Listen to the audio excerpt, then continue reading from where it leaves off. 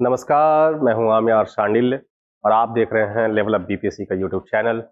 इसमें हम 69वीं BPSC examinations के लिए लेक्चर सीरीज लेकर के आ रहे हैं, अलग अलग विषयों की लेक्चर सीरीज लेकर के आ रहे हैं, जिसमें हमने इतिहास और पॉलिटी के लेक्चर स्टार्ट कर दी है। बहुत जल्दी बाकी विषयों के भी लेक्चर्स आने शुरू हो जाएंगे। तो आज जो है हम पॉलिटी की सेकेंड चैप्टर देखने जा रहे हैं, संविधान का निर्माण, making of the constitution.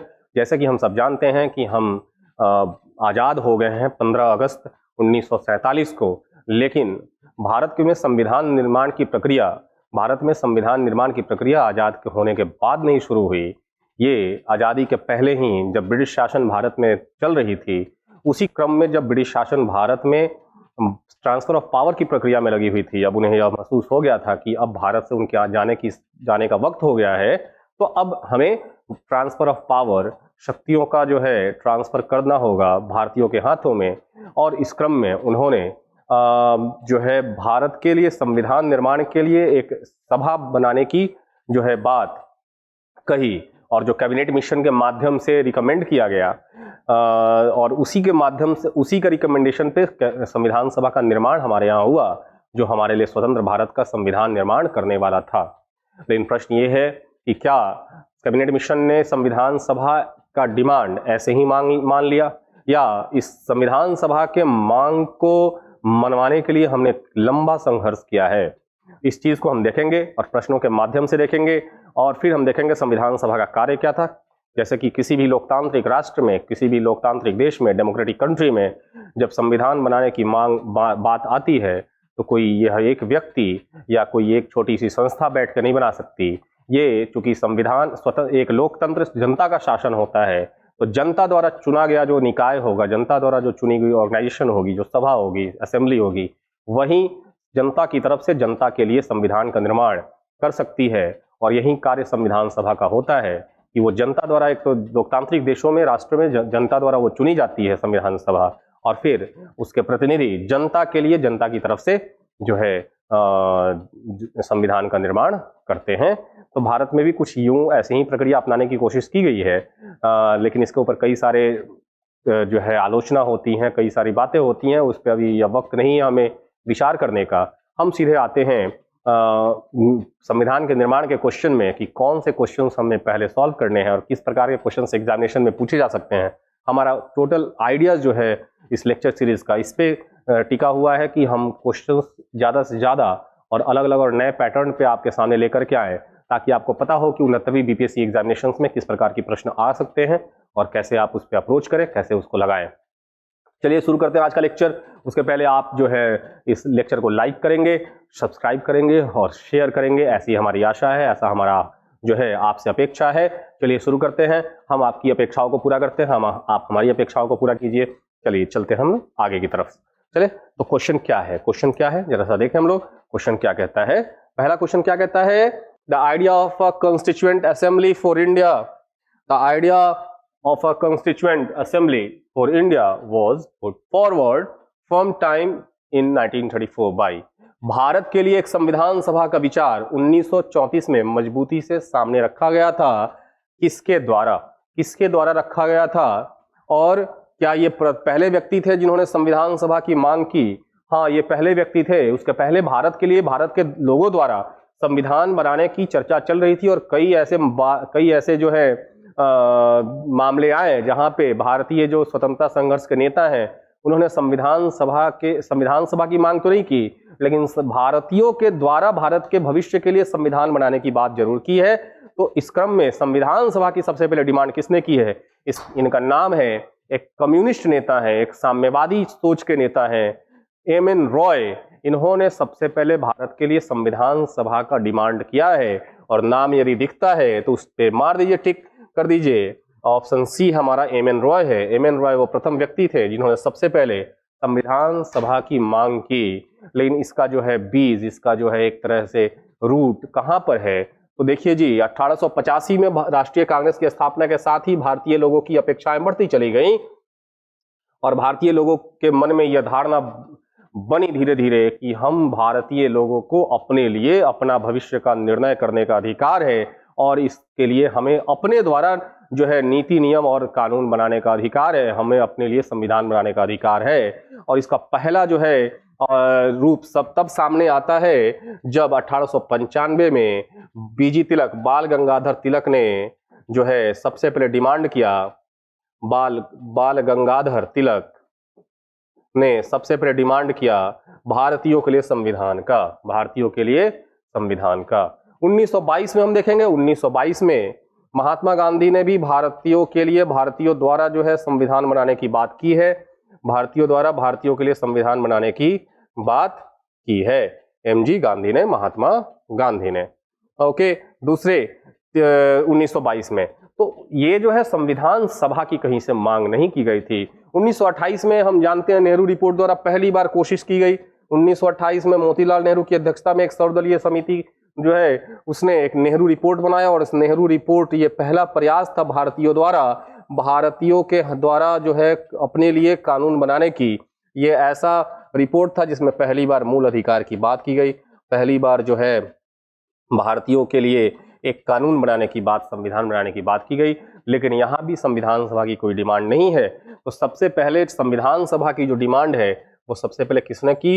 M.N.. Roy करेंगे। आगे बढ़ते हैं और आगे समय न गंवाते हुए हम अगले प्रश्न की तरफ बढ़ेंगे। हम ज्यादा से ज्यादा प्रश्नों को सॉल्व करने की कोशिश करेंगे और इसके मध्य जितनी फैक्ट्स आती जाएंगी उस फैक्ट्स को नोट डाउन करते जाएंगे।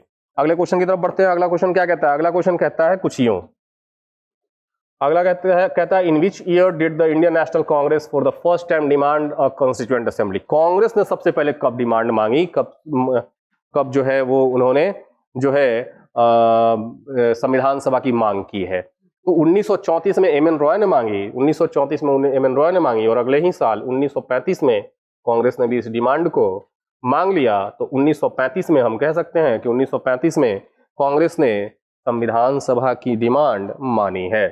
तो ठीक है, अगले प्रश्न पे चलते हैं। ये ट्रेंडी क्वेश्चन है, वन लाइनर क्वेश्चन है, एग्जामिनेशंस में पूछी जाती रही हैं और बहुत 60-70 की संख्या में ये क्वेश्चंस तो आती ही हैं। तो अगले क्वेश्चन पे हम चलते हैं। अगला क्वेश्चन देखे जरा क्या कहता है। अगला क्वेश्चन देखिए, अगला क्वेश्चन है in which year did the British government accept the demand for framing a constituent assembly for the first time? तो हम डिमांड तो 1934 से कर रहे थे, 1934 से हम डिमांड कर रहे थे कॉन्स्टिट्यूएंट असेंबली का, संविधान सभा का, लेकिन अंग्रेजों ने सबसे पहले कब माना? देखो जी, 1939 में द्वितीय विश्व युद्ध के पश्चात अंग्रेजों को भारत से सहायता लेना था, भारतीयों को भी युद्ध में शामिल करना था, और भारतीयों से बिना पूछे उन्होंने भारत को युद्ध में शामिल कर लिया, जिसके अगेंस्ट में 8 राज्यों में चल रही जो सरकारें हैं कांग्रेस की, उन सरकारों ने इस्तीफा दे दिया, और एक अंग्रेज और कांग्रेस के बीच में एक बड़ा गतिरोध निकल के सामने आया। अब इस गतिरोध को दूर करने के लिए सबसे पहले उस समय के तत्कालीन जो वायसराय थे, लॉर्ड लिनलिथिगो साहब ने इनके सामने, कांग्रेस के सामने एक प्रस्ताव रखा, और यह प्रस्ताव था अगस्त प्रस्ताव। 1940 में लॉर्ड लिनलिथिगो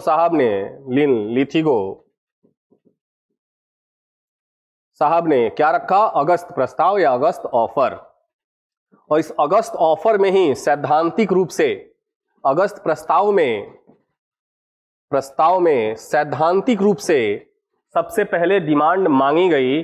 कौन सी? संविधान सभा की डिमांड मान ली गई। तो ये कब आया? 1940 में आया था। ऑप्शन चेक करेंगे। ब्रिटिश सरकार ने पहली बार संविधान सभा के गठन की मांग किस वर्ष स्वीकार की?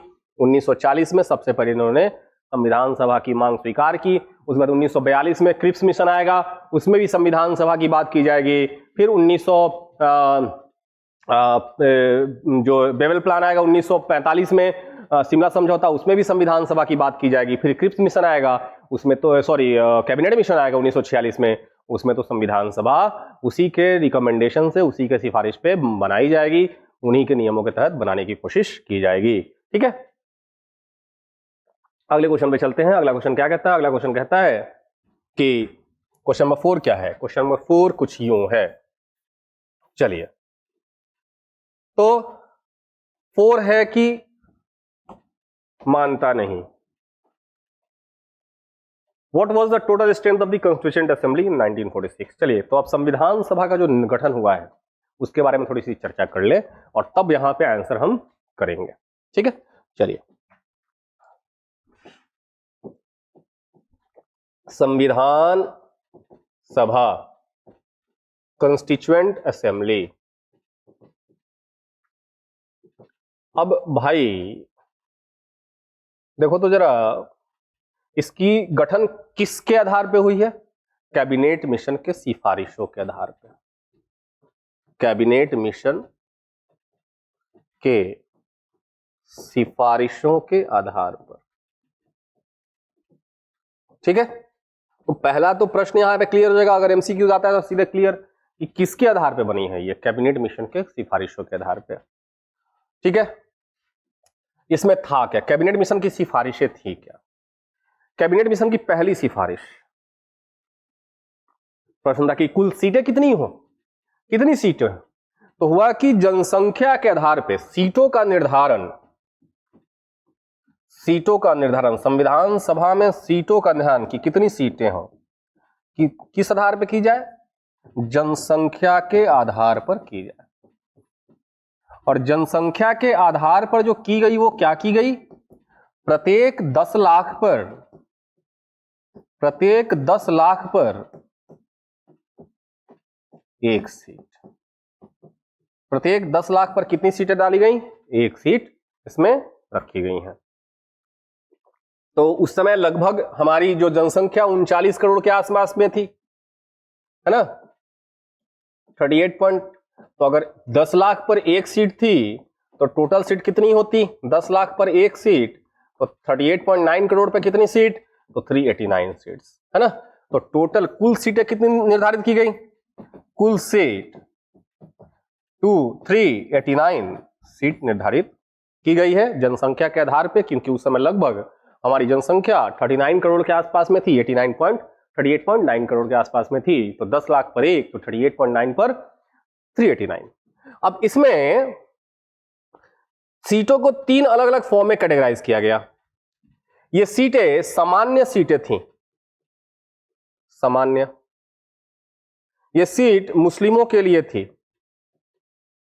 और ये सीट सिख के लिए थी। तो सामान्य में 213 सीटें रखी गई। ठीक है, सॉरी, पहले तो इन सीटों को प्रांतों के आधार पर बांट देते हैं। 11 प्रांत थे उस समय। ये सीटें कितने प्रांत थे उस समय? 11 प्रांत थे। 4 कमिश्नरी थी, 4 कमिश्नरी थी। और उसके अलावा देशी रियासतों में भी सीटों का निर्धारण किया गया। देशी रियासतों में भी सीटों का निर्धारण किया गया। तो देशी रियासतों को जो सीटें मिली वो मिली 93। देशी रियासतों को जो सीटें मिली वो कितनी मिली? 93, 389 के अंदर में। जो 11 प्रांत हैं उनको जो सीटें मिली वो 292 मिली। और 4 कमिश्नरी को, प्रत्येक कमिश्नरी के आधार पे एक एक सीट, 4 सीटें, तो 296 सीटें। तो जो ब्रिटिश भारत है, ये 296 सीटें कौन सा हो गया? ब्रिटिश भारत का। ब्रिटिश भारत है, ब्रिटिश भारत को कितनी सीटें मिल गई? 296। और देशी रियासत जहां पे राजा रूल कर रहे हैं उनको कितनी सीटें मिली? 93। ठीक है, अब आगे बढ़े। ये तीसरी जो बात की गई वो बात की गई कि ये देशी रियासतों के जो नुमाइंदे हैं, जो सदस्य हैं, वो कैसे चुने जाएंगे। तो देशी रियासतों के जो सदस्य हैं वो नामांकित किए जाएंगे, नामांकित वहां के शासक द्वारा। जो देशी रियासत के नुमाइंदे हैं वो कैसे होंगे? नामांकित किए जाएंगे। वहीं ये 296 जो सीटें हैं, इन सीटों पर चुनाव होंगे, अप्रत्यक्ष चुनाव होगा। क्या चुनाव होगा? अप्रत्यक्ष चुनाव प्रक्रिया, चुनावी प्रक्रिया अपनाई जाएगी। तो जहां 93 सीटों पर नामांकन होगा, वहां के देशी रियासत के लोग, देशी रियासत के राजा चुन के भेजेंगे। वहीं 296 सीट जो ब्रिटिश भारत के अंदर आएंगे, उनके जो सदस्य होंगे वो अप्रत्यक्ष रूप से चुनावी प्रक्रिया के माध्यम से चुन के आएंगे। तो यहां पर जो ये संविधान सभा है, कुछ हिस्सा निर्वाचित और कुछ हिस्सा नामांकित होगा। कुछ सदस्य निर्वाचित और कुछ सदस्य नामांकित होंगे। आइए अब ब्रिटिश भारत की सीटों के थोड़ा सा समझ लें। जो ब्रिटिश भारत की सीटें हैं 296, उस 296 को भी 3 अलग अलग फॉर्म में कैटेगराइज किया गया। इस 296 सीटों को भी 3 अलग अलग कैटेगराइज किया गया फॉर्म में, कैटेगरी में। अब ये कौन कौन सी कैटेगरी थी? पहली थी सामान्य सीटें, जिस पे कोई भी खड़ा हो सकता है। दूसरी थी मुस्लिम सीटें, जहां पे सिर्फ मुस्लिम खड़े होंगे। और तीसरी थी सिख सीटें, जहां पे सिर्फ सिख खड़े होंगे। तो सिख सीटों की संख्या थी 4, मुस्लिम सीटों की संख्या निर्धारित की गई 79 और सामान्य सीटें थी 213। सामान्य सीटें थी 213। तो मुझे आशा है कि यह समझ में आ गई होगी आपको बात कि संविधान सभा का निर्माण कैबिनेट मिशन के सिफारिश के आधार पर किया गया। दूसरी बात मैंने की कि ये सिफारिश में पहली बात थी कि सीटें कितनी होंगी। तो सीटें कितनी होंगी तो जनसंख्या को आधार बनाया गया और जनसंख्या को आधार बनाते हुए प्रत्येक 10 लाख पर 1 सीट दी गई और प्रत्येक 10 लाख पर 1 सीटें दी गई। तो कुल जनसंख्या उस समय लगभग 39 करोड़ थी। तो हमारी टोटल सीट का निर्धारण कितना किया गया? 389। और इस 389 में देसी रियासत भी है और ब्रिटिश भारत भी है। तो देसी रियासतों को 93 सीटें दी गई 389 में से, और 11 प्रांत और 4 कमिश्नरी मिला के 296। 4 कमिश्नरी को 4 सीटें, प्रत्येक कमिश्नरी के पास 1 और 11 प्रांतों के पास 292, टोटल हो गई 296 जो ब्रिटिश भारत के अंतर्गत आनी थी। जो देसी रियासत की सीटें हैं वहां के सदस्य नामांकित होंगे वहां के शासकों द्वारा, जबकि जो ब्रिटिश भारत के सदस्य हैं वो अप्रत्यक्ष चुनाव प्रक्रिया द्वारा चुन करके आएंगे संविधान सभा में। अब 296 सीटें हैं, 296 सीटों में हमने इसको कैटेगराइज किया। जो सामान्य सीटें हैं अनरिजर्व्ड, जहां पे कोई भी खड़ा हो सकता है, वो 213 सीटें थी। जो मुस्लिम सीटें थी वो 79 थी और जो सिख सीट थी वो 4 थी। अब जरा सा देखें, जुलाई अगस्त में चुनाव हो गया। जो संविधान सभा का चुनाव होगा वो जुलाई अगस्त में होगा 46 में। संविधान सभा का चुनाव कब होगा? जुलाई अगस्त, कुछ डेट जो है जुलाई में पड़ा, कुछ डेट जो है अगस्त में पड़ा। जुलाई अगस्त 1946 में ये चुनाव हुआ। तो चुनाव का परिणाम क्या रहा?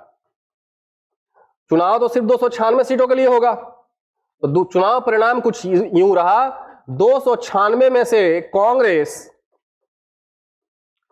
208 सीट जीत के आती है। 296 में से कांग्रेस 208 सीट जीत के आती है। वहीं मुस्लिम लीग ने, जो मुस्लिमों को नुमाइंदगी कर रहे थे, उनका मानना था कि हम ही मुस्लिमों के असली पार्टी हैं। उनका सीटों की संख्या जो है वो 73 रहा। वहीं जो अन्य छोटी जो पार्टियां रही वो कुल मिला के 15 सीटें जीत के आई हैं। ठीक है, ये कुल मिला के 15, तो टोटल 296 हो गया। तो यहां पर संविधान सभा में कांग्रेस का बहुमत रहा, जो पचा नहीं, किसी प्रकार से डाइजेस्ट नहीं हो रहा था मुस्लिम लीग को। और मुस्लिम लीग के पास अब एक ही ऑप्शन था, उनके पास एक ही ऑप्शन था और वो था मांग करना पाकिस्तान का। और इसी चुनाव के रिजल्ट के बाद से उन्होंने प्रत्यक्ष कार्रवाई दिवस 16 अगस्त 1946 को कलकत्ता में मनाया, जिसके बाद से दंगा शुरू हुआ। और उस दंगे के पश्चात बंगाल का शुरू हुआ दंगा, पूर्वी भारत में शुरू हुआ दंगा पश्चिमी भारत तक पहुंच गया, पंजाब तक पहुंच गया। तो देखते ही देखते संपूर्ण भारत जो है दंगों की आग में झुलसने लगा। और इसके सारा असर जो है जिम्मेवार कौन निकले? मुस्लिम लीग, जिन्होंने 16 अगस्त 1946 को प्रत्यक्ष कार्रवाई दिवस की शुरुआत की थी। जब करो या तो मरो, ये तो गांधी जी ने जो है क्विट इंडिया मूवमेंट में दिया था, लेकिन उसको एक्शन में सही में किसने ला दिया? मुस्लिम लीग ने, कि भाई अब तो हम देश लेकर के रहेंगे, और देश को आग में झोंक दिया। तो ये रहा आपका चुनाव का परिणाम। चुनाव के परिणाम के बाद सितंबर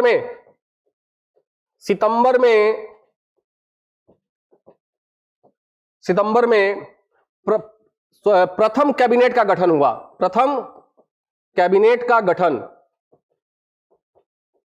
गठन सितंबर में प्रथम कैबिनेट का गठन हो गया, जिसमें उसके जो हेड ऑफ द कैबिनेट तो ऑब्वियसली वायसराय ही होंगे, क्योंकि ये सारे कैबिनेट के जो मेंबर होंगे, जो ये सदस्य होंगे, वो अभी भी अभी तो मंत्रिमंडल बना नहीं है ना, अभी तो कोई लोकतांत्रिक प्रक्रिया अपनाई नहीं गई है। तो जो सदस्य हैं वो वायसराय के कार्यकारिणी परिषद के सदस्य बनेंगे, कार्यकारिणी परिषद के सदस्य बनेंगे और एक एक मंत्रालय संभालना शुरू करेंगे। टोटल कितने सदस्य बनेंगे? 14 सदस्य। टोटल कितने सदस्य? 14 सदस्य बनेंगे।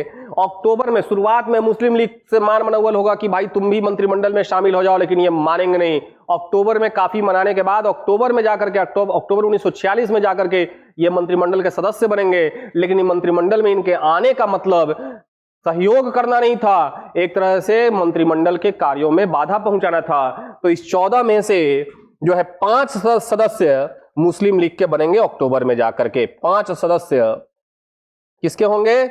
मुस्लिम लीग के होंगे। ठीक है। तो अब यहां पे स्वतंत्र भारत का जो मंत्रिमंडल है 1947 में बनेगा। और ये क्या है? ये वायसराय के कार्यकारिणी परिषद का मंत्रिमंडल है, जो जवाहरलाल नेहरू उसके क्या होंगे? वाइस प्रेसिडेंट होंगे जो है इस मंत्रिमंडल में। ठीक है। तो ये सितंबर में प्रथम कैबिनेट का गठन किया जाएगा और संविधान सभा की पहली बैठक प्रथम बैठक याद रखिएगा, संविधान सभा की प्रथम बैठक दिल्ली में 9 दिसंबर 1946 को होती है, जिसमें 211 सदस्य भाग लेंगे। कितने सदस्य? 211 सदस्य। किन लोगों ने भाग नहीं लिया? किन लोगों ने भाग नहीं लिया? भाग नहीं लेने वालों में कौन थे? भाग नहीं लेने वाले पहले तो मुस्लिम लीग, इन्होंने सीधे सीधे बायकॉट कर दिया। मुस्लिम लीग जो है वो उन्होंने बायकॉट कर दिया। दूसरे, देशी रियासत भी इससे अलग रहे। क्यों? क्योंकि देशी रियासतों को यह अधिकार दे दिया गया था कि या तो अपनी मर्जी से वो भारत में शामिल हो सकते हैं या पाकिस्तान में शामिल हो सकते हैं या खुद भी स्वतंत्र रह सकते हैं। अब कौन सा राजा किसी दूसरे देश के साथ जुड़ करके जो है अपनी संप्रभुता गंवाना चाहेगा? तो सभी राज्य जो है खुद को स्वतंत्र रखना चाहते थे और राजा के रूप में ही रहना चाहते थे, है ना। तो फिर यहां पर देशी रियासतों ने संविधान सभा का बायकॉट कर दिया, इनमें शामिल नहीं हुए। बाद में जब वल्लभ भाई पटेल जब बनेंगे गृह मंत्री स्वतंत्र भारत का, तब इनको जो है एकीकरण करना ये शुरू करेंगे। तो 211 सदस्य प्रथम बैठक में संविधान सभा के भाग लेंगे। उसके बाद दूसरा, तो ये कब होगा? 9 दिसंबर को। द्वितीय बैठक 11 दिसंबर। अच्छा, तो इसमें 9 दिसंबर को हुआ क्या? तो 9 दिसंबर को दरअसल फ्रांसीसी पद्धति के आधार पे, फ्रांसीसी प्रथा अपनाते हुए सबसे वरीयतम सदस्य को, सबसे सीनियर मोस्ट मेंबर को, वरीयतम सदस्य को अस्थायी अध्यक्ष बनाया गया। क्या बनाया गया? अस्थायी अध्यक्ष बनाया गया। सबसे वरीयतम सदस्य को फ्रांसीसी पद्धति में यह है कि सबसे जो वरीयतम सदस्य होंगे उनको, आज भी प्रोटेम स्पीकर का एक कॉन्सेप्ट है कि जब नई संसद चुन के आती है या विधानसभा में नया विधानसभा चुन के आता है तो सबसे सीनियर मोस्ट को क्या बनाया जाता है? प्रोटेम स्पीकर बनाया जाता है। और उस प्रोटेम स्पीकर की अध्यक्षता में अस्थायी स्पीकर की चुनाव की जाती है अगले 5 सालों के लिए, जो सबसे वरीयतम होता है। तो ये फ्रेंच एक सिस्टम है। अब यहां पर अस्थायी अध्यक्ष किसको चुना जाएगा? बिहार के एक बहुत बड़े नेता हैं जिन्होंने बिहार को एक स्वरूप देने में एक बहुत बड़ी भूमिका अदा की थी। जिस समय बिहार बंगाल का अंग था, उस समय इन्होंने एक बड़ा आंदोलन चलाया था बिहार को पृथक करने का और बिहार को एक स्वतंत्र राज्य बनाने का। और बिहार के स्वतंत्र राज्य बनने में इस नेता का बहुत बड़ा रोल है। इसका नाम है सच्चिदानंद सिन्हा। इनका नाम क्या है? सच्चिदानंद सिन्हा। तो सच्चिदानंद सिन्हा साहब को अस्थायी अध्यक्ष बनाया जाएगा। द्वितीय बैठक होगी 11 दिसंबर 1946 को, और इसमें अस्थायी अध्यक्ष का चुनाव होगा। और अस्थायी अध्यक्ष चुने जाएंगे हमारे बिहार के सपूत। कौन है? बिहार के सपूत डॉक्टर राजेंद्र प्रसाद। डॉक्टर तो दोनों ही बिहार के हैं। देखिए, बिहार जो है शुरुआत से प्राचीन भारत के इतिहास से लेकर के स्वतंत्र भारत के इतिहास तक में इनकी बहुत बड़ी भूमिका इन्होंने अदा किया है। तो देखिए, संविधान सभा के अस्थायी अध्यक्ष भी हमारे बिहार से ही हैं, डॉक्टर सच्चिदानंद सिन्हा। और जो है हमारे जो अस्थायी अध्यक्ष बने डॉक्टर राजेंद्र प्रसाद भी बिहार से हैं, सिवान जिला के जीरादेई नामक गांव से। अब उसके बाद 13 दिसंबर वाला बैठक भी देख लें, उसके बाद एक एक करके हम देखेंगे। अब सब बैठक तो लिखेंगे नहीं हम। तृतीय बैठक बहुत इंपॉर्टेंट है, बहुत महत्वपूर्ण है, वो है 13 दिसंबर 1946। और ये इसलिए जानना है इस डेट को क्योंकि यही वो डेट है जिस डेट को जवाहरलाल नेहरू ने उद्देश्य प्रस्ताव जो है पटल पर रखा था। उद्देश्य प्रस्ताव जो बाद में चल के हमारे प्रियम्बल, हमारे प्रस्तावना का आधार बनेगा। उद्देश्य प्रस्ताव एक तरह से हमारे संपूर्ण संविधान का टॉर्च बियरर था कि हम कौन सा प्लेटफॉर्म, कौन सी जो वो डायरेक्शन है जिसको हम फॉलो करना चाहते हैं। तो उद्देश्य प्रस्ताव ने हमें वो रास्ता दिखाया कि इसी रास्ता के माध्यम से हम अपनी मंजिल तक पहुंचना चाहते हैं, हम अपने राष्ट्र के लक्ष्य को तय करना चाहते हैं, हम अपनी राष्ट्र को एक नई दिशा देना चाहते हैं। उद्देश्य प्रस्ताव ही बाद में चल के हमारा प्रस्तावना बनेगा। और प्रस्तावना basic structure of the constitution, संविधान का जो आधारभूत संरचना है, जो बाद में चल के केशवानंद भारती केस हम देखेंगे लेक्चर सीरीज में। अगर इसमें आ गया तो केशवानंद भारती केस देखेंगे क्या आएगा अगर तो उद्देश्य प्रस्ताव जवाहरलाल नेहरू ने रखा पटल में, संविधान सभा के पटल पर रखा। जो 22 अगस्त को उद्देश्य प्रस्ताव को कब पारित कर दिया गया सर्वसम्मति से? 22 जनवरी 1947 को सर्वसम्मति से उद्देश्य प्रस्ताव पारित कर दिया गया। सर्वसम्मति से प्रस्ताव पारित हो गया, उद्देश्य प्रस्ताव। और बाद में चल के याद रखिएगा यही उद्देश्य प्रस्ताव जो है हमारे प्रस्तावना का आधार बनेगा। और संविधान बनने के बाद प्रस्तावना जोड़ा जाएगा। याद रखिएगा प्रस्तावना जो है संविधान बनने की शुरुआत में नहीं जोड़ी जाएगी, संपूर्ण संविधान बनने के बाद लास्ट में प्रस्तावना जोड़ा जाएगा। याद रखिएगा हमारे संविधान का पहला पेज। तो ये हमारा एक जो है बेसिक्स मैंने समझाने की कोशिश की। अब वापस से हम प्रश्न की तरफ आते हैं। प्रश्न क्या कहता है, क्वेश्चन क्या कहता है? क्वेश्चन कहता है what was the total strength of the constituent assembly in 1946? 1946 में संविधान सभा के कुल सदस्यों की संख्या कितनी थी? 292, 296, 389 और 412। 292 सिर्फ 11 प्रांतों की थी, याद रखिएगा। 292 सिर्फ 11 प्रांतों की थी, ठीक है। 296 संपूर्ण ब्रिटिश भारत के लिए थी। ब्रिटिश भारत की जो सीटें, कुल सीटें थी वो 296, लेकिन 389 संपूर्ण भारत में टोटल सीटों की संख्या थी, संपूर्ण भारत में। तो हम किसके साथ जाएंगे? ऑप्शन सी के साथ, 389। 389 इज आवर करेक्ट आंसर। 389 हमारा सही होगा कि टोटल सीटों की संख्या कितनी थी। अब आगे बढ़ते हम लोग, आगे बढ़ते हुए हम अगले क्वेश्चन की तरफ चलते हैं।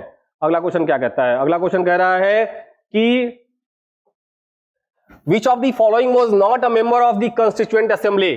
अब यहां पर आइए, यहां पर निम्नलिखित में से कौन संविधान सभा का सदस्य नहीं था? डॉक्टर राजेंद्र प्रसाद थे जो अस्थायी अध्यक्ष बनेंगे, उसके बाद सच्चिदानंद सिन्हा भी थे जो अस्थायी अध्यक्ष बनेंगे, और जो है एच सी मुखर्जी संविधान सभा के जो है उपाध्यक्ष चुने जाएंगे। तो ये साहब भी हैं। एम महात्मा गांधी कहीं से जो है संविधान सभा के सदस्य नहीं थे। महात्मा गांधी के साथ हम जाएंगे, ऑप्शन बी जो है सही है। महात्मा गांधी ने राजनीति से संन्यास ले लिया था एक तरह से। एक वो जो है उस समय भारत में दंगों को शांत कराने में लगे हुए थे। उन्होंने भारत के स्वतंत्रता का जश्न नहीं मनाया क्योंकि उनके लिए पाकिस्तान और भारत दोनों एक जैसे थे। ये कुछ यूं था कि एक परिवार में दो बेटों का अलग हो जाना, तो उनके लिए भारत और पाकिस्तान की स्वतंत्रता दोनों के लिए उनके लिए मायने रखती थी। जैसा भारत था उनके लिए वैसा ही पाकिस्तान था। तो अब ये प्रश्न था कि भाई अगर वो जिंदा रहते तो वो कहाँ रहते, है ना, भारत रहते और कि पाकिस्तान में रहते। खैर, एक बाप दो बेटा हो तो बाप जो है अदल बदल के रहता है, एक महीना एक बेटा के पास, एक महीना एक बेटा के पास। खैर वहां पे वो तो बाद में डिसाइड होता अगर जिंदा रहते तब। अगले क्वेश्चन पे चलते हैं। Which of the following was elected as a temporary president of the constituent assembly? निम्नलिखित में से किसे संविधान सभा का अस्थायी अध्यक्ष बनाया गया है? आप कमेंट सेक्शन में इसका आंसर देंगे, कमेंट सेक्शन में आंसर दीजिए। क्या है? डॉक्टर राजेंद्र प्रसाद, जवाहरलाल नेहरू, एच.सी. मुखर्जी, डॉक्टर सच्चिदानंद सिन्हा। तो मैंने पहले ही बताया कि जब सबसे वरीयतम सदस्य, सबसे सीनियर मोस्ट मेंबर को उसमें अस्थायी अध्यक्ष बनाया गया, किस पद्धति को अपनाते हुए? फ्रांसीसी पद्धति को अपनाते हुए। और ये कौन है? डॉक्टर सच्चिदानंद सिन्हा। डॉक्टर सच्चिदानंद सिन्हा जो है टेम्पररी प्रेसिडेंट चुने गए संविधान सभा के। अगले प्रश्न में चलते हैं। अगला प्रश्न क्या कहता है? अगला प्रश्न कुछ यूं है, क्वेश्चन नंबर 7 है, which of the following was elected as the president of the constituent assembly? President of the constituent assembly, ठीक है। निम्नलिखित में से किसे संविधान सभा का अध्यक्ष चुना गया? तो सच्चिदानंद सिन्हा को अस्थायी चुना गया। और अस्थायी किसे चुना गया? डॉक्टर राजेंद्र प्रसाद को। ऑप्शन ए हमारा यहां पे दिया है, डॉक्टर राजेंद्र प्रसाद। बाकी के साथ जाने की जरूरत ही नहीं है, doctor Rajendra Prasad is our correct answer. तो हम आगे बढ़ सकते हैं। अगला प्रश्न आपके सामने, अगला क्वेश्चन आपके सामने हाजिर किया जाता है। हाजिर हो, चलो अगले प्रश्न हाजिर हो जाओ। Which of the following were elected as vice president of the constituent assembly? निम्नलिखित में से कौन संविधान सभा के उपाध्यक्ष के रूप में चुना गया था? तो मैंने एच सी मुखर्जी अभी बताया, और एच सी मुखर्जी ही सिर्फ थे क्या? नहीं, वीटी कृष्णमाचारी। तो एच सी मुखर्जी अध्यक्ष चुने गए, डॉक्टर राजेंद्र प्रसाद। अध्यक्ष कौन चुना गया? डॉक्टर राजेंद्र प्रसाद चुने गए। लेकिन इनके साथ इनके सहायता के लिए 2 उपाध्यक्ष चुना गया, और ये उपाध्यक्ष थे एच सी मुखर्जी और वीटी कृष्णमाचारी। तो ये साहब दोनों लोग थे हमारे क्या? हमारे तो यहां पे दिया है ना तो ए और ना तो बी, तो ऑप्शन सी होगा नहीं। हमारा ए और बी दोनों है, तो उपरोक्त में से एक से अधिक में जा सकते हैं ना, तो उपरोक्त में से एक से अधिक में जाइए। उपरोक्त में से एक से अधिक हमारा सही है। अगले क्वेश्चन पे चलते हैं। अगला क्वेश्चन क्या कहता है? आइए अगला क्वेश्चन देखते हैं हम लोग। अगला क्वेश्चन कुछ यूं है, on which date historic objective resolution was moved in assembly by Jawaharlal Nehru? किस तारीख को जवाहरलाल नेहरू द्वारा विधानसभा में ऐतिहासिक उद्देश्य प्रस्ताव पेश किया गया था? तो याद करिए, तीसरा बैठक हुआ था। 9 दिसंबर को प्रथम बैठक हुआ था। 9 दिसंबर को प्रथम बैठक। इसमें क्या हुआ था? अस्थायी अध्यक्ष चुना गया था। दूसरी बैठक 11 दिसंबर को हुई थी, और तीसरी बैठक 13 दिसंबर को हुई थी। इसमें उद्देश्य प्रस्ताव पेश किया गया था, ठीक है। तो 13 दिसंबर 1946 हमारा सही होगा। 13 दिसंबर 1946। अगले क्वेश्चन पे चलते हैं। ये सब बहुत, इस वाले चैप्टर में बहुत स्टेटमेंट वाइज क्वेश्चंस नहीं निकल के आएंगे, या हो चाहता तो इसी को स्टेटमेंट में कर देता है ना, कि objective resolution was moved on 13 December, और एक और लाइन होता है कि doctor Rajendra Prasad was elected as a president on फलाना डेट, और उसमें फिर कहते हैं कि कौन सा स्टेटमेंट सही है। ऐसे भी किया जा सकता था, लेकिन मैंने सोचा कि कुछ हमेशा परेशान करना नहीं चाहिए आप लोगों को। बहुत आसान क्वेश्चन के साथ भी हम जा सकते हैं। आइए यहाँ पे थोड़ा सा तो आ गया आपका मजेदार question. Match the following events regarding constituent assembly. संविधान सभा के संबंध में निम्नलिखित घटनाओं का मिलान करें। कब हुआ है क्या? देखो जी, हमने कॉमनवेल्थ का मेंबरशिप एक्सेप्ट किया 1949 में। 1949 में दिया है कहीं डी। तो एक का क्या होगा? 1, 2, 3 और 4 कर लेते हैं। एक का क्या होगा? डी। एक का क्या होगा? डी। किसमें है ऑप्शन? एक का डी तो सिर्फ एक में है, तो आप ऐसे ही सिलेक्ट कर सकते हैं कि अगर एक में एक ही दिया है और आपको एक ही पता हो तो सीधे वहां पे मार ले। लेकिन दूसरा भी हम चेक करते हैं, नेशनल फ्लैग।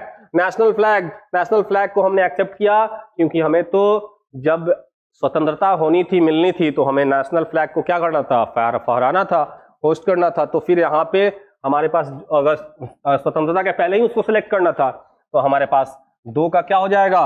सी। 2 का सी। नेशनल एंथम और नेशनल सॉन्ग, 3 चीज। नेशनल एंथम जन गण मन, national song Vande Mataram,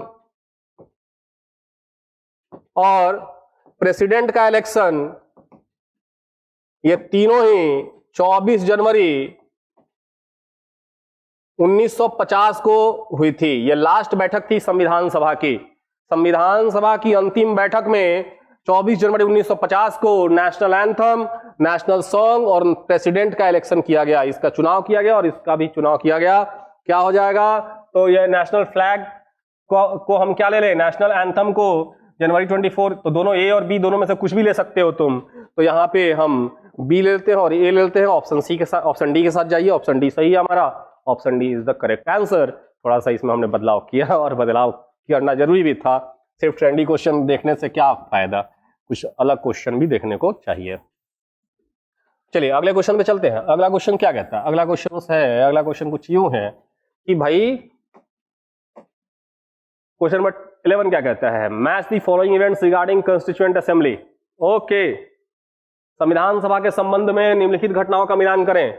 election date of Rajendra Prasad as first president of India. अभी मैंने बोला कि राजेंद्र प्रसाद का चुनाव एज राष्ट्रपति कब हुआ है? संविधान सभा की अंतिम बैठक जनवरी 24, 1950। तो देखो कहां पे है, जनवरी 24, 1950। चलो, तो एक का ए भी हो सकता है और बी भी हो सकता है। तो हम एक काम करते हैं, यहां पे 1, 2, 3 और 4 कर सकते हैं। तो क्या हो जाएगा, हम एक का ए लिख लेते हैं या बी लिख लेते हैं, ठीक है, क्योंकि दोनों एक ही डेट है। दूसरा है final session of the constituent assembly. तो बात वही है, अंतिम बैठक में ही जो है वो राजेंद्र प्रसाद को चुना गया था। तो ये भी या तो ए हो जाएगा या तो बी हो जाएगा, दोनों में से देख लेते हैं हम लोग। तीसरा है publish date of first draft of the constituent assembly. पहला जो है ड्राफ्ट जो है हमारा संविधान सभा का, वो थर्ड है, कहां पे, setup of drafting committee. Drafting committee का गठन कब हुआ? 29 अगस्त 1947। ड्राफ्टिंग कमेटी जो प्रारूप समिति है, और प्रारूप समिति का अध्यक्ष कौन थे? डॉक्टर भीमराव अंबेडकर। याद रखिएगा, प्रारूप समिति, कई सारी मेजर समिति, याद रखिएगा जो मेजर समिति है, मेजर कमेटी, वो 8 कमेटी थी। मेजर कमेटी कितनी थी? वो 8 थी। और माइनर कमेटी कितनी थी? 13 थी। माइनर कमेटी कितनी थी? 13 थी। तो मेजर कमेटी के अंदर आता था ड्राफ्टिंग कमेटी। ड्राफ्टिंग कमेटी का काम क्या था? संविधान के लिए ड्राफ्ट तैयार करना, और ड्राफ्ट तैयार करने के बाद उसको संविधान सभा के पटल पे रखना था, और वहां पे डिस्कशन होता, विचार होता, फिर उसमें सुधार होता, अमेंडमेंट होता, और तब जाकर के फाइनल एक ड्राफ्ट हमारा तैयार होता। तो संविधान यहां पे है कि प्रारूप समिति का गठन 29 अगस्त 1947। 3 का सी किस में दिया हुआ है? 3 का सी ए में दिया हुआ है। तो यहां पे चलिए, तो पहला हो जाएगा ए, दूसरा हो जाएगा बी और तीसरा हो जाएगा सी, ठीक है। और publish date of the first draft February 1948। पहला ड्राफ्ट कब बन के तैयार हुआ? फरवरी 1948 में। चौथा का डी, तो 1 का ए, 2 का बी, 3 का सी और 4 का डी। ये आपको पता होना चाहिए, तब जाकर के, और 1 या 2 भी अगर आपको पता होगा ना, तो आपका आंसर पता चल जाएगा कि क्या होगा, ठीक है। अगले बढ़ते हैं क्वेश्चन पे। क्वेश्चन कहता है 12 नंबर, क्या कहता है? Question number 12। क्वेश्चन नंबर 12 है कुछ यूं जो आपके सामने पेश खिदमत है, और ये रहा आपके सामने प्रश्न। क्या ये ट्रेंडी क्वेश्चन है या फिर वैसे ही? हाँ चलिए, मजेदार क्वेश्चन है यहाँ पे। चलो जी, अब यहां भी देखो जी, मैंने क्या बताया कि 8 मेजर समितियां थी। 8 मेजर समितियां थी जो है, जिसका बहुत प्रमुख कार्य था। और इनमें देखिए जी, पहला संघ शक्ति संवैधानिक और राज्य समिति, union powers constitutional and state committee. Union committee का अध्यक्ष थे जवाहरलाल नेहरू। खोजो जरा, पहला का जवाहरलाल नेहरू कौन सा है? डी। 1 का डी किसमें है? 1 का डी में है। 1 का डी में है। चलो, हमारा आंसर तो सामने आ गया, क्योंकि और किसी में है नहीं। 1 का डी ऑप्शन में है, लेकिन बाकी भी देख लें हम लोग। 2 number, drafting provincial constitution committee, प्रांतीय संविधान समिति। इसके अध्यक्ष थे हमारे सरदार वल्लभ भाई पटेल। चलो चेक करो, सरदार वल्लभ भाई पटेल का है सी। चलो 2 का सी। चलो डी के साथ सही जा रहे हैं हम लोग, डी के साथ सही जा रहे हैं। Rules of procedure and steering committee, जो प्रक्रिया नियम समिति, संचालन समिति थी। 4 नंबर हम देख रहे हैं। Rules of procedure and steering committee, जो प्रक्रिया और संचालन समिति के अध्यक्ष कौन थे? डॉक्टर राजेंद्र प्रसाद। उन्हीं को तो चलाना था संविधान सभा, तो उसके अध्यक्ष कौन बनेंगे? नियम समिति के डॉक्टर राजेंद्र प्रसाद। कौन सा होगा? 4 का ए। और 3 का ड्राफ्टिंग कमेटी के अध्यक्ष कौन थे? BR अम्बेडकर। बी। डीसीबीए कौन सा है? 4 नंबर सही है हमारा, ऑप्शन सही है। ये कमेटी के अध्यक्ष का नाम याद करना है, कमेटी का अध्यक्ष का नाम याद कर लो। अगर ऐसे प्रश्न पूछ दिया तो फिर आप फंस जाएंगे। 1-2 का याद रहे तो आप जो है मैच कर सकते हैं। अगर ये प्रश्न पूछ दिया कि इस मैच में कौन सा गलत है, तब फिर वहां पे दिक्कत हो जाती है थोड़ी सी। चलिए अगले क्वेश्चन में चलते हैं। अगला क्वेश्चन क्या कहता है, बहुत अच्छा क्वेश्चन है, बहुत अच्छा क्वेश्चन है। Which of the following was the head of the fundamental सब कमिटी, मौलिक उप समिति का प्रमुख कौन था? जेबी कृपलानी। जेबी कृपलानी साहब जो हैं वो मौलिक उप समिति के अध्यक्ष थे। मौलिक उप समिति के अध्यक्ष कौन थे? जेबी कृपलानी। चलो आगे बढ़ो, जेबी कृपलानी हमारे आगे बढ़ेंगे। ये जो है गोपीनाथ बरदलोई जो है, गोपीनाथ, गोपी हो गया है, गोपी हो जाएगा, ये जो है नॉर्थ ईस्टर्न एरियाज के जो है अध्यक्ष थे। नॉर्थ ईस्टर्न एरिया के लिए जो समिति बनी थी उसके अध्यक्ष बने थे। चलिए अगले प्रश्न में बढ़ते हैं हम लोग। अगला प्रश्न क्या कहता है? अगला प्रश्न वो भी आएगा गोपीनाथ बरदलोई वाला, तो हम देख लेते हैं, इसीलिए अभी यहां पे मैंने उसको डिस्कस नहीं किया। अगला क्वेश्चन कहता है which of the following is a major committee. चलो मेजर कमिटी कौन, इनमें से कौन नहीं है? ठीक है, चलिए मेजर कमिटी कौन सा नहीं है? तो state committee, yes it is a major committee. State committee major committee है। चलो अगला कौन सा है? संचालन समिति अध्यक्ष Rajendra Prasad, yes major committee है। सलाहकार समिति मेजर कमिटी है। वित्त और कर्मचारी समिति जो है, इसीलिए मेजर कमिटी। अब इस कमिटी का नाम याद रखना, ये जो है माइनर कमिटी है, ये हमारा माइनर कमिटी। और कितने कमिटी थे माइनर? 13 कमिटीज थी। वित्त और कर्मचारी समिति, finance and staff committee is a minor committee, it is not a major committee. So we are going with option A. Option A is right answer. So हम आगे बढ़ते हैं हम लोग। The next question is here. Okay, question number 15। Question number 15 क्या कहता है? Question number 15 कुछ यूं है। क्वेश्चन नंबर 15 को देखे जरा सा। Draft of the constitution was passed and adopted by the constituent assembly on which date. संविधान का मसौदा किस तारीख को संविधान सभा के द्वारा पारित और अपनाया गया था? आप उठा करके प्रियम्बल पढ़ें और प्रियम्बल के निचले हिस्से में देखें कौन सा तारीख लिखा हुआ है। वो तारीख है नवंबर 26, 1949। उसी दिन तो हमने संविधान को अडॉप्ट किया, उसी दिन तो अडॉप्ट किया हमने। तो कहां दिया है? 24 जनवरी नहीं, 26 नवंबर। कहां है? 24 नवंबर। चलो कहां है जी? यहां पे है हमारा ऑप्शन बी। ऑप्शन बी के साथ चलिए, option B is the right answer. चलिए अगले क्वेश्चन में चलते हैं। अगला क्वेश्चन क्या कहता है?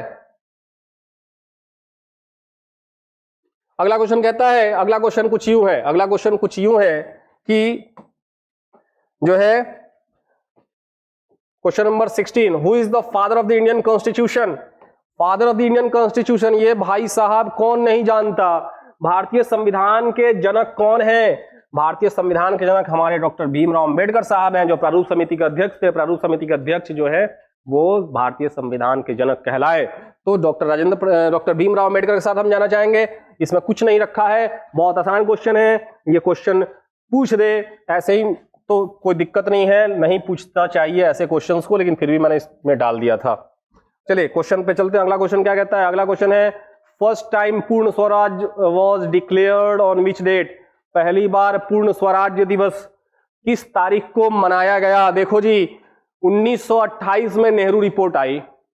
उस नेहरू रिपोर्ट को पूर्ण करने की जो लास्ट डेट है 1928 में नेहरू रिपोर्ट आती है, क्योंकि यह नेहरू रिपोर्ट एक तरह से तब बनाई गई थी जब 1927 में साइमन कमीशन भारत आना था। और साइमन कमीशन में सातों मेंबर जो है वो ब्रिटिशर्स है।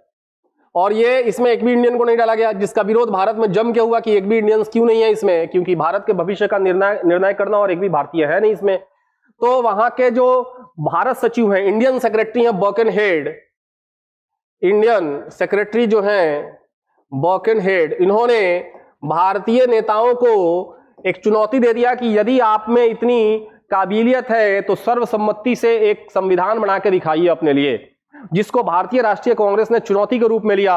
और 1928 के मई में जो है एक सर्वदलीय समिति बनाई गई और सर्वदलीय समिति के अंतर्गत एक 9 सदस्यीय कमेटी बनाई गई। 9 सदस्यों का एक कमेटी बनाया गया और ये इसकी अध्यक्षता सौंपी गई मोतीलाल नेहरू को। और इस 9 सदस्यीय समिति ने 10 अगस्त 1928 को नेहरू रिपोर्ट रिपोर्ट पेश किया, जो नेहरू रिपोर्ट पहला प्रयास था भारतीयों द्वारा कानून बनाने का। अब नेहरू रिपोर्ट को लागू करने के लिए जवाहरलाल नेहरू ने और जवाहरलाल नेहरू के साथियों ने, कांग्रेस के साथियों ने 1 साल का अल्टीमेटम दे दिया कि 1 साल के अंदर, 1 साल का अल्टीमेटम दिया, समय सीमा तय किया गया कि 1 साल के अंदर जो है इसको लागू कर दीजिए, वरना इसके बाद हम, क्योंकि नेहरू रिपोर्ट में क्या माना गया था, इसमें मांगा गया था डोमिनियन स्टेटस का मांग। क्या माना गया था? Dominion status. और डोमिनियन स्टेटस जो है वो पूर्ण स्वराज्य नहीं है, डोमिनियन स्टेटस पूर्ण स्वराज्य नहीं है। तो डोमिनियन स्टेटस की मांग को माना गया था और इसको लागू करने के लिए कांग्रेस ने 1 साल का समय सीमा दिया। बोला गया कि यदि 1 साल मतलब 31 दिसंबर 1929 तक यदि नेहरू रिपोर्ट को लागू नहीं किया गया तो हम इसके बाद से अब पूर्ण स्वराज का डिमांड करेंगे। अब हम डोमिनियन स्टेटस से नहीं मानेंगे, इसके बाद हम सिर्फ क्या मानेंगे?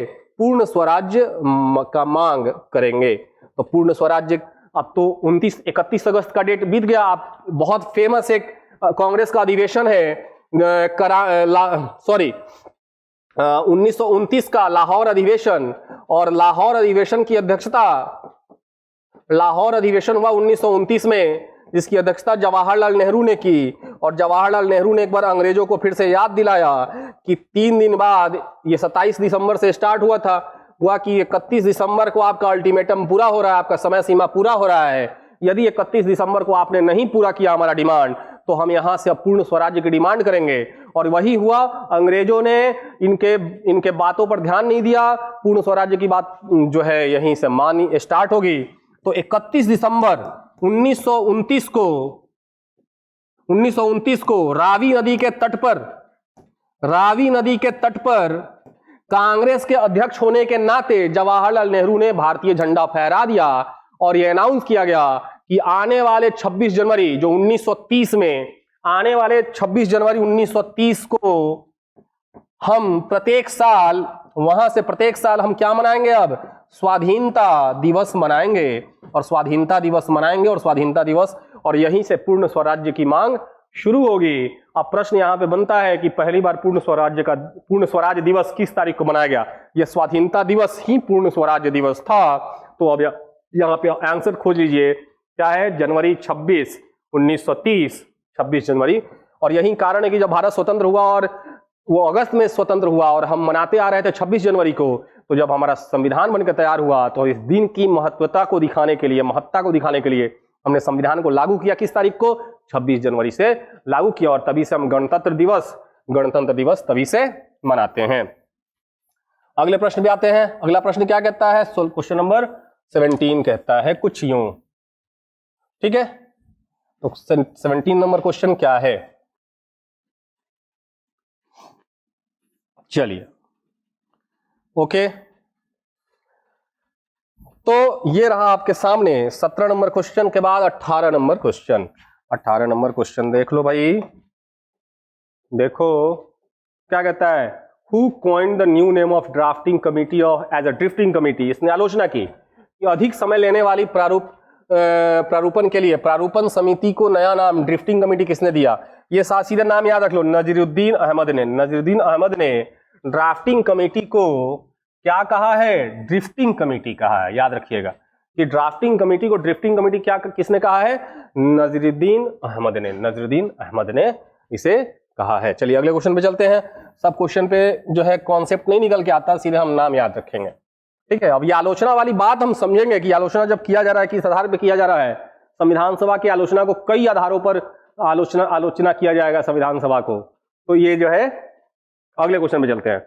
अगला क्वेश्चन कहता है कि यह कथन किसने दिया कि संविधान सभा अनिवार्य रूप से एक दलीय देश में एक दलीय निकाय थी?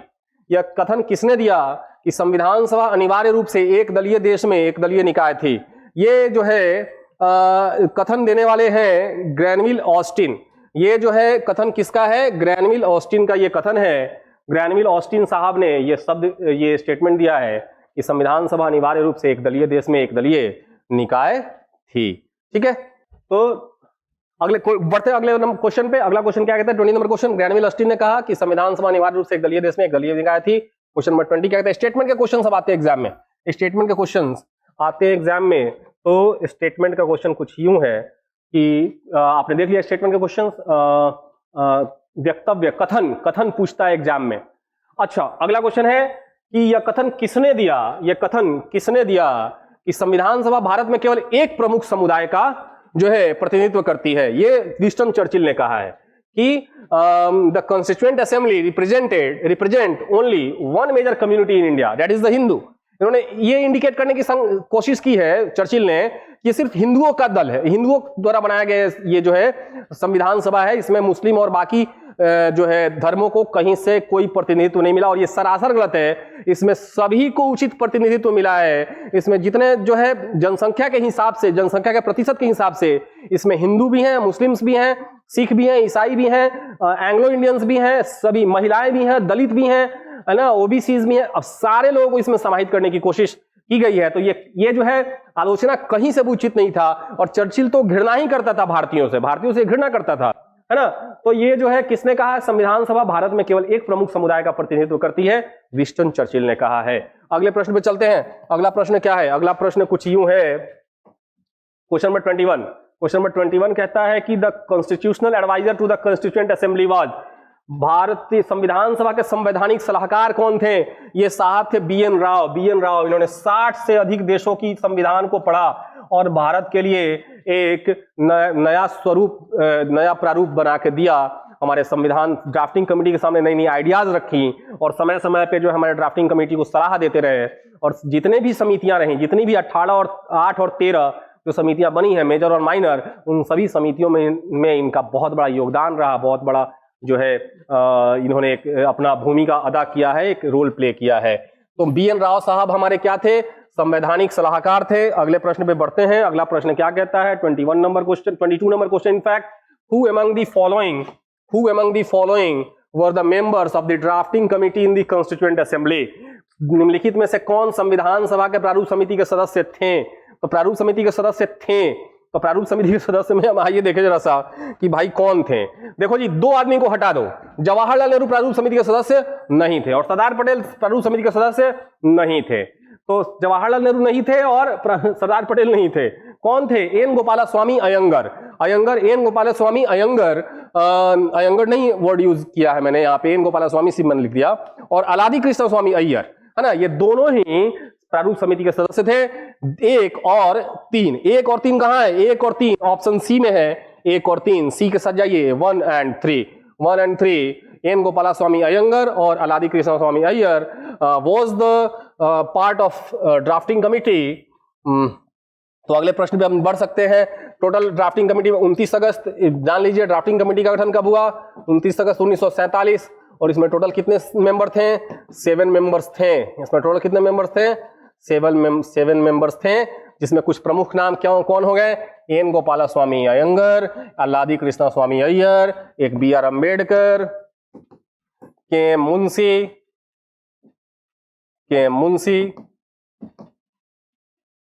बी.एल. मित्रा, डी.पी. सादाउल्लाह साहब थे, है ना, डी.पी. खेतान। ठीक है, तो ये लोग जो है संविधान सभा के जो है प्रारूप समिति के अध्यक्ष रहे हैं। चलिए अगले आगे बढ़ते हैं, हम लोग आगे बढ़ते हुए हम लोग आगे बढ़ते हैं, और कॉपी में नोट डाउन कर लीजिए ये सारी चीजें, ताकि आपके एग्जामिनेशंस में जब आए तो आप रिवीजन करके जाइए और क्वेश्चन लगा के आइए। 10 क्वेश्चन आते हैं, और 10 क्वेश्चन कम नहीं होते आपका रिजल्ट को इधर उधर करने के लिए। ठीक है, अगले क्वेश्चन में चलते हैं। अगला क्वेश्चन क्या कहता है, 23 नंबर क्वेश्चन कहता है, consider the following events and arrange this in correct chronological starting from the earliest to the last activities. Okay, निम्नलिखित घटनाओं पर विचार करें और इन्हें आरंभ से अंतिम गतिविधि तक सही कालानुक्रम में सजाएं। तो पहले कौन हुआ, है ना, तो चलो, appointment of the drafting committee. भाई साहब ये कब होगा, ये तो होगा 29 अगस्त 1947 को। दूसरा है Indian constitution was adopted and enacted. ये तो संविधान, पहले तो ड्राफ्टिंग कमेटी बनेगा, संविधान बनने के बाद उसको इनैक्ट और अडॉप्ट किया जाएगा, जो 26 नवंबर 1949 को होगा। Date of commencement of Indian constitution कब, 26 जनवरी। कब शुरू हुआ हमारा संविधान, कब लागू किया गया, 26 जनवरी 1950 को। और कॉन्स्टिट्यूएंट असेंबली फर्स्ट मेट 9 दिसंबर। पहली बार कब मिला था संविधान सभा? 1946 को। तो सबसे पहले तो 4 नंबर होगा, पहले तो 4 नंबर होगा, उसके बाद 1 नंबर होगा, उसके बाद 2 नंबर होगा, उसके बाद 3 नंबर होगा। चलिए ऑप्शन चेक करते हैं हम लोग। चलिए देखते हैं हम लोग ऑप्शन क्या है, ऑप्शन में कहां दिया है। ऑप्शन देखिए जरा सा, कहां है चेक करिए। ऑप्शन में पहला 4 1 2 3 ए ऑप्शन है।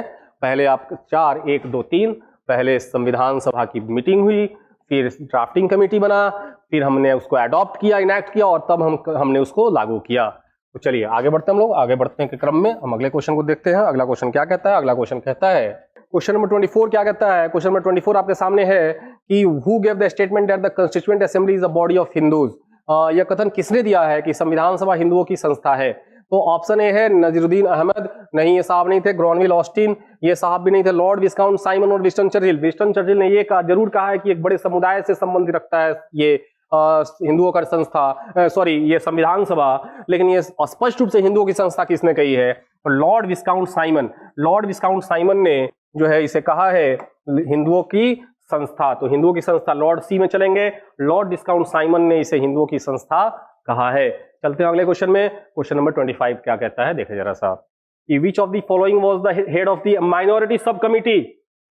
माइनॉरिटी सब कमिटी के अध्यक्ष कौन थे? माइनॉरिटी सब कमिटी के अध्यक्ष थे एच.सी. मुखर्जी। माइनॉरिटी सब कमिटी के अध्यक्ष कौन थे? एच.सी. मुखर्जी साहब माइनॉरिटी सब कमिटी के अध्यक्ष थे। गोपीनाथ बरदलोई का क्वेश्चन अभी आएगा। जेबी कृपलानी मौलिक अधिकार के उप समिति के अध्यक्ष थे। जेपी कृपलानी क्या थे? मौलिक अधिकार के उप समिति के अध्यक्ष थे, जबकि एच.सी. मुखर्जी कौन थे? माइनॉरिटी सब कमिटी के उप समिति के अध्यक्ष रहे हैं। अगले प्रश्न में बढ़ते हैं। अगला प्रश्न क्या कहता है? Question number 25, question number 26। Question number 26 कहता है कि which of the following was headed by of the North East Frontier tribal area committee? Okay, आ गया। निम्नलिखित में से उत्तर पूर्व सीमांत जनजातीय क्षेत्र समिति के प्रमुख कौन थे? ये गोपीनाथ बरदलोई, ये असम से बिलोंग करते थे। गोपीनाथ बरदलोई साहब जो हैं वो क्या थे? बिलोंग करते थे असम से, उत्तर पूर्व से बिलोंग करते थे, और उस क्षेत्र के जो समिति बनी ताकि वहां के लोगों के अधिकार, वहां के लोगों की जो अपेक्षाएं हैं, एक्सपेक्टेशंस हैं, उनको संविधान में डाला जा सके। उसके अध्यक्ष किसको बनाया गया? उसका अध्यक्ष गोपीनाथ बरदलोई को बनाया गया है। चलिए आगे बढ़ते हैं हम लोग। गोपीनाथ बरदलोई जो है उत्तर पूर्व सीमांत जनजातीय प्रमुख के सीमांत समिति के प्रमुख थे। अगले प्रश्न में बढ़ते हैं। अगला प्रश्न कहता है 27 number, after the partition after what was the total strength of the constituent assembly? विभाजन के बाद संविधान सभा के कुल संख्या कितनी थी? तो शुरुआत में तो 389 थी, लेकिन ये कब थी? जब संयुक्त भारत था, जब भारत पाकिस्तान बांग्लादेश एक था। लेकिन विभाजन के बाद तो बड़ा हिस्सा जो है पाकिस्तान में चला गया, पश्चिम में भी और पूरब में भी। तो अब ये सीटों की संख्या घट जाएगी और सीटों की संख्या घट के 299 आएगी। 299 में से जो है वो 70 सीटें जो है रियासतों को दी जाएंगी, और 229 सीटें जो हैं वो ब्रिटिश भारत को दी जाएंगी। 229 सीटें ब्रिटिश भारत को और 70 सीटें किसको दी जाएंगी? रियासतों को दी जाएंगी। अगले प्रश्न में बढ़ते हैं। अगला प्रश्न क्या कहता है? 299 हो गया। 299 के बाद क्वेश्चन नंबर 28 पे चलते हैं हम लोग। क्वेश्चन नंबर 28 देखें जरा सा क्या कहता है। क्वेश्चन नंबर 28 कहता है कि the Mountbatten plan is also called the partition plan. On which date Mountbatten Plan was accepted by both Muslim League and Congress? Mountbatten योजना को विभाजन योजना भी कहा जाता है, और जिस दिन माउंटबेटन योजना को मुस्लिम लीग और कांग्रेस दोनों ने स्वीकार किया, वो डेट कौन था? तो 3 जून 1947। इसी दिन यह विभाजन योजना प्रस्तुत भी की जाती है, और इसी दिन इन दोनों ने एक्सेप्ट भी कर लिया।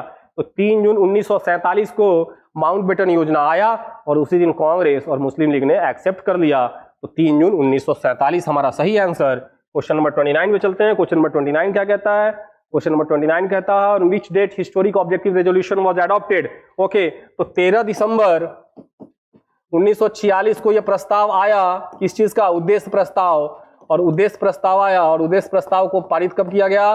22 जनवरी 1947 को। तो आओ 22 जनवरी 1947 कहाँ है? डी ऑप्शन में है। डी ऑप्शन को उद्देश्य संकल्प, उद्देश्य प्रस्ताव को हमने एक्सेप्ट कर लिया था। अगले प्रश्न में चलते हैं। अगला प्रश्न क्या कहता है? अगला प्रश्न कहता है कि अगला प्रश्न है, on which date did the constituent assembly hold its first meeting? Okay, तो बात सिंपल से क्लियर है, कौन सी? दिसंबर 9, 1946 संविधान सभा की पहली बैठक कब हुई? दिसंबर 9, 1946 को संविधान सभा की पहली बैठक हुई है। ठीक है, तो ये रहा हमारा जो है 30 क्वेश्चन आज के लेक्चर में। 30 क्वेश्चन हमने देखा संविधान के निर्माण से संबंधित। आगे लेक्चर हिस्टोपॉलिटी की आएगी, फिर से अगले चैप्टर की आएगी, जिसमें हम संविधान की विशेषता से कुल क्वेश्चन देखेंगे। और फिर जब असली हम अपने चैप्टर में घुसेंगे वो है प्रियम्बल। प्रियम्बल के बाद से लगातार आर्टिकल्स के क्वेश्चन हमारे सामने आने शुरू हो जाएंगे। आशा है कि आपको ये लेक्चर बहुत पसंद आई होगी, और पसंद अगर आई है तो आप इसको लाइक करें, शेयर करें और सब्सक्राइब करें।